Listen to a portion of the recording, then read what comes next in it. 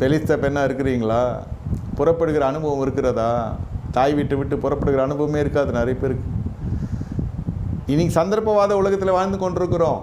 வாடகை மிச்சம், பாதிக்கு பாதி செலவு அவங்களே பார்த்துக்கிறாங்க.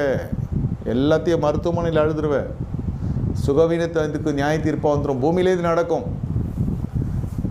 பிள்ளைங்கள்லாம் நம்ம சீர்கெட்ட பிள்ளைகளாக மாறிடுவாங்க. அவங்க படித்த அந்த படிப்பு ஆசீர்வாதமாக இருக்காது. அந்த படிப்பில் தோல்விகள் அதிகமாக இருக்கும். 4 வருஷம் படிப்பு, 8 வருஷம் படிப்பான் பையன். அவன் படித்து வேலைக்கு போனவன், அவன் கூட படித்தவெல்லாம் படித்து வேலைக்கு போய் கல்யாணம் ஆகி குழந்தை பெற்றிருப்பான். இப்போ தான் இவன் படிப்பே முடிச்சிருப்பான்.